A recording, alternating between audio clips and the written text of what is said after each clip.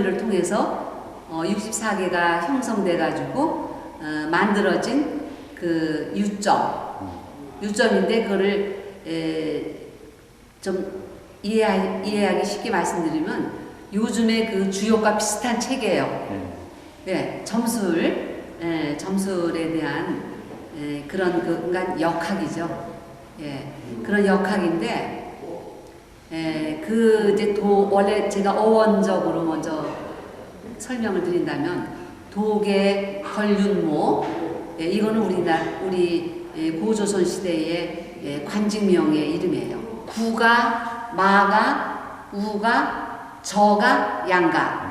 이 오가가 이 고조선 시대의 관직명이거든요.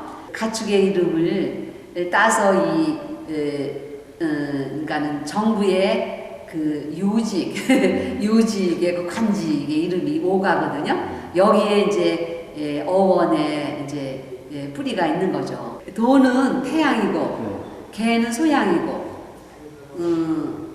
그 걸은 소음이고, 그리고 모는 태음이에요.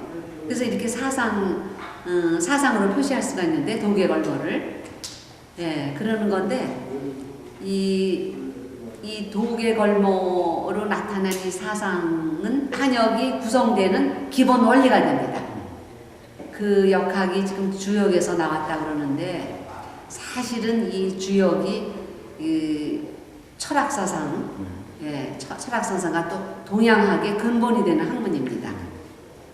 그런데도 그러니까 여러 가지 그 학문의 근본이 되는 책이라서 공자님께서도 가죽끈이 끊어질 정도로 이 주역을 연구하셨어요. 그런데 이 그 모든 철학의 원리가 담겨 있는 이 주역에서 특별히 그 특징은 뭐냐면 그 미래를 예측할 수 있는 원리가 들어있다는 것이 이 그 주역의 가장 특징적인 면이거든요. 그런데 이 한역은 주역보다도 훨씬 전에 만들어진 겁니다.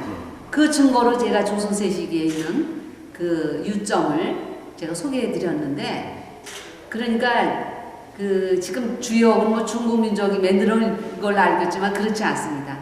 원래 그 팔귀에는 태오보켓이라고 그 태우의 천황, 배달국 시대 태우의 천황의 12번째 아드님이에요. 그래서 팔귀를 만드신 분이 그 중국인으로 알려진 태오보키인데 중국인이 절대 아닙니다. 배달동이 혈액이에요. 그래서 이 원래 이 괴가 괴의 그러니까 역의 근원은 우리 배달동이 결례가 만든 거예요. 기원전 9,000년에서 4,000년으로 신석기 시대로 제가 썼어요. 이제 그러니까 학설에 따라서 이 조금 차이가 있지만은 상당히 오랜 역사를 갖고 있어요. 그 증거로는 그 신석기 시대에 그 고인돌 덮개석 위에 그 유판 성열이 있는 거예요. 그 다음에 또 이 수많은 이 바위의 암각화로 그 유판이 있는 거예요. 그래서 이 유판의 역사가 그렇게 9,000년까지 올라가는 거예요. 근데 뒤에 제가 말씀드리지만 유세 보안 시기를 그 진영호 교수님께서는 35,000년에서 15,000년까지 보안 시기를 그렇게 보셨어요. 그래서 이 유세 그 윷놀이의 그 역사성은 우리가 상상도 할 수 없을 만큼의 오랜 그 시기인데, 어떤 중국 민족이 들어오기 전에 수천 년 전부터 우리 배달동 결례가 그 아시아 전역에 퍼져서 살았습니다. 그러다가 수렵 이동민이니까 베링해가 그때 연육이 돼 있었어요. 그래서 베링해를 건너서 북아메리카하고 남아메리카까지 이동을 하게 돼요. 그래서 지금 그 북아메리카에 있는 원주민의 카랑유시라든가 그 뭐 또 남미의 아즈테카의 그 유세 문화가 그 확실히 그 뚜렷한 그 윷문화의 흔적이 남아 있는 거죠. 그 다음에는 이제 제가 거기서도 언급되지만은 인도의 파치시와 인도의 그 힌두 게임이요.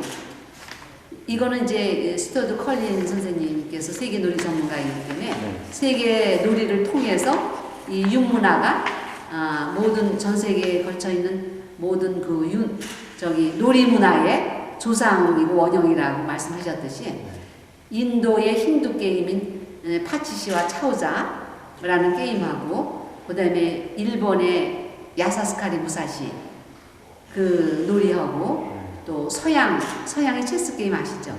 그 체스 게임도 윷놀이에서 발전된 거라는 말씀을 하셨어요. 바벨로니아 이 유파는 바벨로니아의 천문도보다 무려 1800년이나 앞서는 천문도예요. 축소된 천문도. 네, 그러니까 천문이 발달하지 않으면은 이거 책력을 만들 수가 없습니다.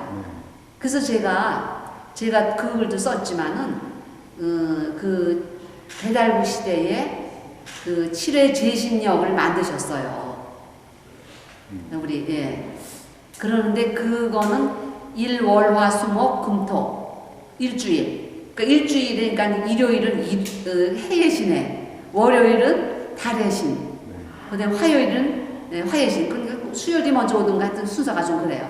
그래서 수요일 그다음에 목요일은 목의 신, 금요일은 금의 신, 토요일은 토의 신한테 그 제사를 지냈어요. 그것이 7회 제신의 역이라는데 근거하거든요. 그래서 현재 우리가 쓰고 있는 일주일은 그 배달부 시대의 7회 제신역에서 연유한 것이다. 라는 제가 글을 쓴 적이 있어요.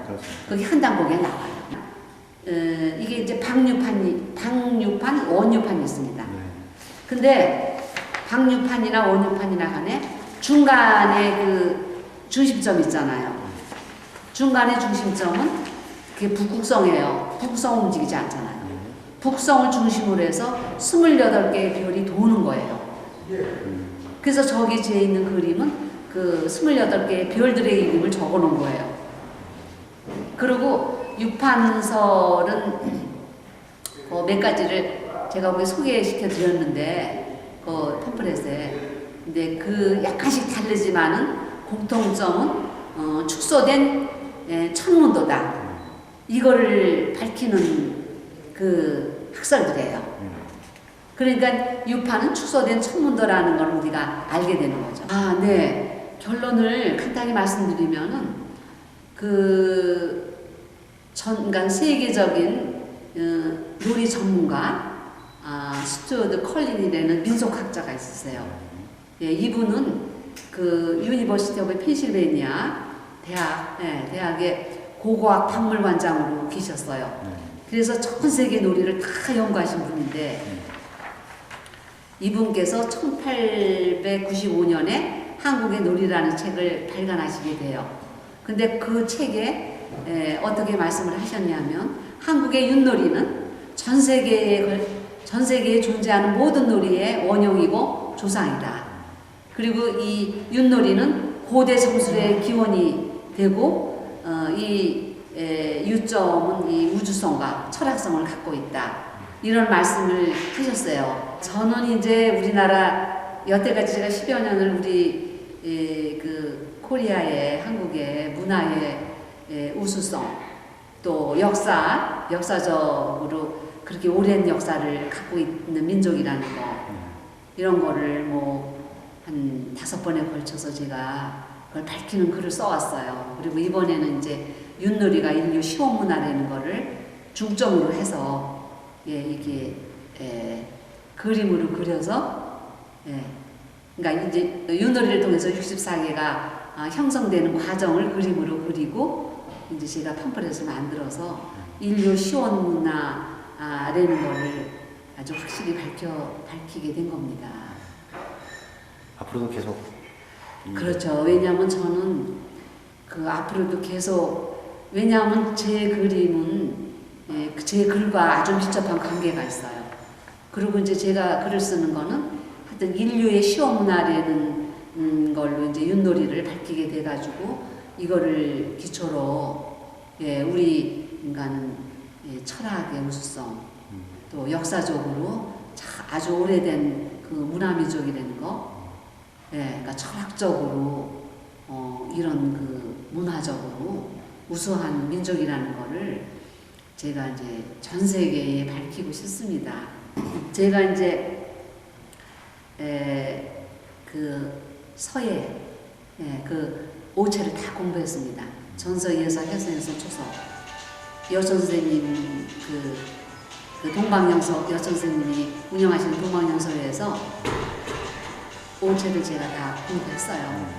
그리고서 이제 매정 선생님, 민병창 선생님한테 동양화를 공부했어요. 거기서 이제 산수화를 또 특히 제가 좋아해서 또 그렸고, 그 다음에 제가 이제 미국으로 가게 돼서 미국에서 미국 갔으니까 이제 거기서 서양화를 공부를 해야 되겠다 해서 서양화를 또 UC 버클리에서 서양화를 전공했습니다.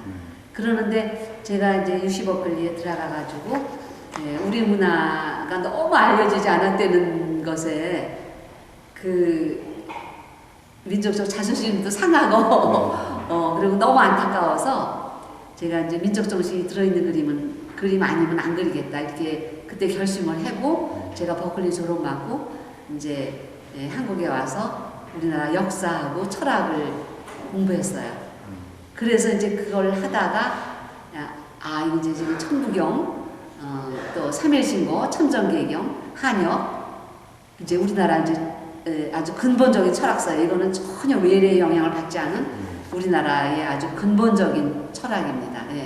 그거를 공부를 하고 거기서 오는 어떤 이미지를 가지고 제가 동양문화 종주군 한국이다 라는 테마로 이제 그림을 그리기 시작했는데, 지금 전 세계인이 동양문화 종주군 중국으로 알고 있지 한국으로 아시는 분은 극히 소수예요. 그래서 저는 글을 쓰지 않을 수가 없었습니다. 왜냐하면 왜 한국인가를 밝히는 글을 써야지 이것이 이해가 되지, 그냥 동양문화 종주군 한국이다 하면은 이해하시는 분이 아주 극히 드무시니까. 그래서 제가 그때부터 글을 쓰기 시작해서 왜 동양문화 종주국 한국인가를 밝히는 글을 써온 거예요. 그래서 제가 이제 윷놀이는 제가 두 번째 쓰거든요. 두 번째 쓰면서 이제 인류 시원문화라는 거를 이제 밝히는 이런 그 글을 쓰게 된 거죠.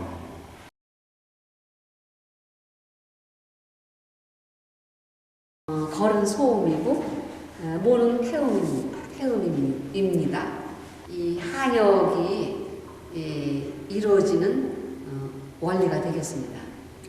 윷놀이를 통해서 64개가 유점을 한역이라고 말씀드리는데요.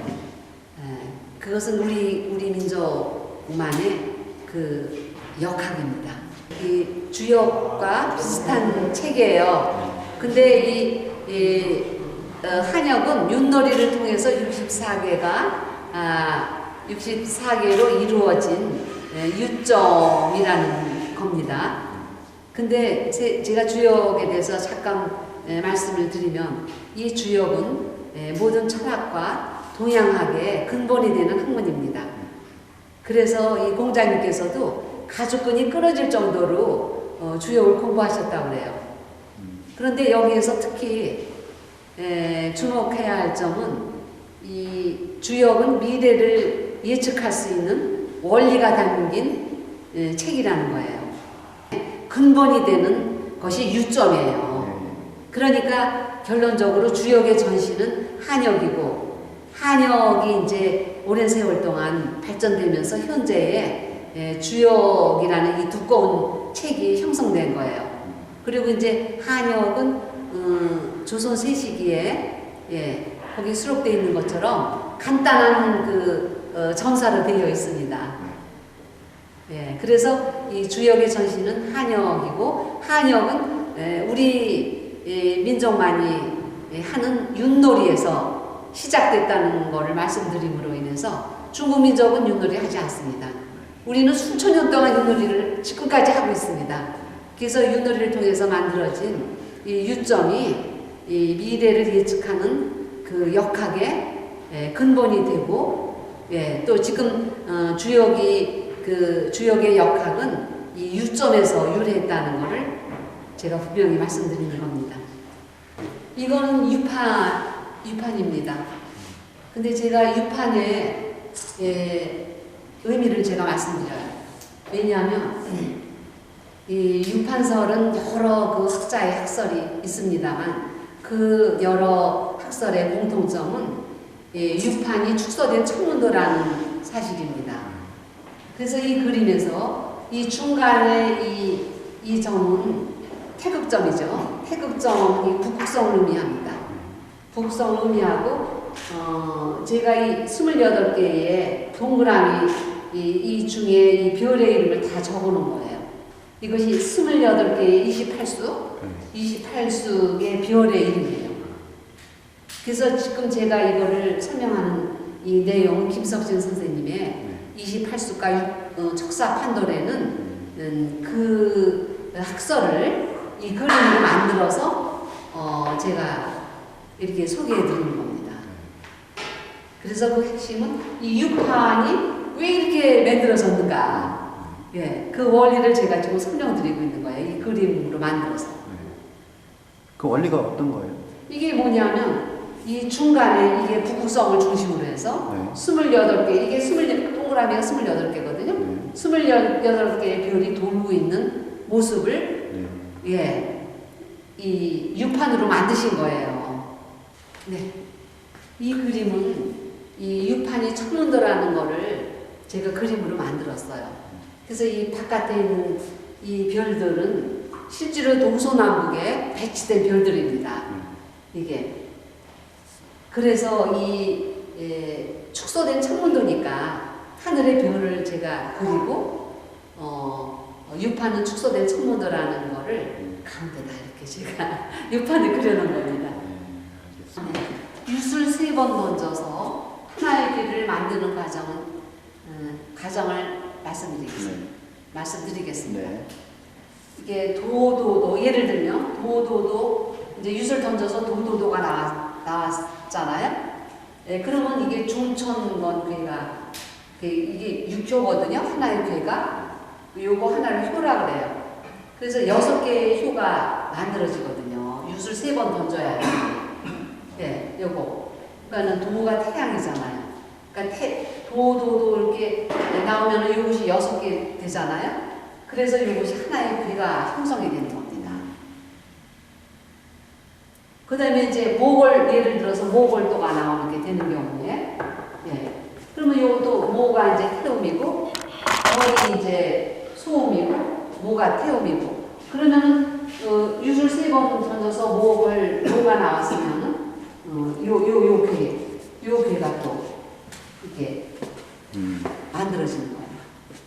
하나 더 설명드리면은, 이게, 걸이 나온 경우, 요것도 이제 두 개 해서 6효가 나오잖아요. 그러면 요런 괴, 수상권 괴가 이게 만들어지는 거예요. 그래서 이 유점은 윷을 3번 던져서 나온 괴, 이 64개가 그 한역을 이루게 되는 거예요. 한역은 우리 민족 고유의 역학이에요. 근데 그 우리 민족 고유의 역학은 우리 민족만이 하는 윷놀이에서 시작이 됐고, 지금 그 주역보다 훨씬 오래전에 한역이 만들어진 겁니다. 그래서 고대 점술의 기원이 되는 것이 바로 이 유점이라는 거예요. 그래서 제가 64개를 글씨도 넣고 동양화적인 요소, 서양화적인 요소로 64개를 그림으로 그려본 겁니다.